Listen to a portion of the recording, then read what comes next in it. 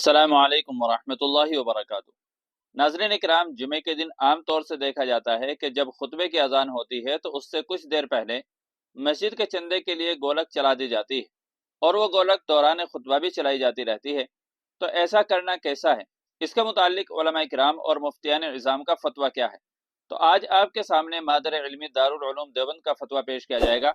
इससे पहले आपसे गुजारिश है कि अगर आपने अभी तक हमारा चैनल सब्सक्राइब नहीं किया है तो आप हमारे चैनल को सब्सक्राइब कर लीजिएगा। तो चलिए दारुल उलूम देवबंद के फतवे का रुख करते हैं। चुनांचे साइल ने दारुल उलूम देवबंद से सवाल किया, आजकल मैं मस्जिद में एक अजीब अमल देखता हूँ कि जुमे के खुतबे के दौरान चंदा जमा किया जाता है। मैं ये बात बड़ी मशहूर मस्जिद में भी देखी है जहाँ कोई इस पर एतराज़ नहीं करता है।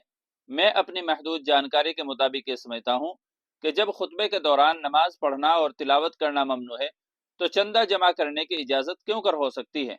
जज़ाकल्लाह। तो दारुल उलूम देवबंद की तरफ से इस सवाल का जवाब दिया गया। आप भी अपनी स्क्रीन पर मुलाहजा फरमा सकते हैं। बिस्मिल्लाहिर्रहमानिर्रहीम। आपने जो समझा है वो दुरुस्त समझा है। खुतबे के वक्त जिक्र, तिलावत वगैरह सब कुछ छोड़कर खुतबे को बगौर सुनना वाजिब है। खुतबे के वक्त ऐसा अमल करना जो खुतबे के सुनने में मुखिल हो, मकरूह और ममनू है। इसलिए बवक्त खुतबा चंदा करने से एहतराज जरूरी है। वल्लाहु ताला आलम। दारुल इफ्ता दारुल उलूम देवबंद। तो नाज़रीन इकराम, उम्मीद है कि मसला अच्छी तरह वाज़ेह हो गया होगा।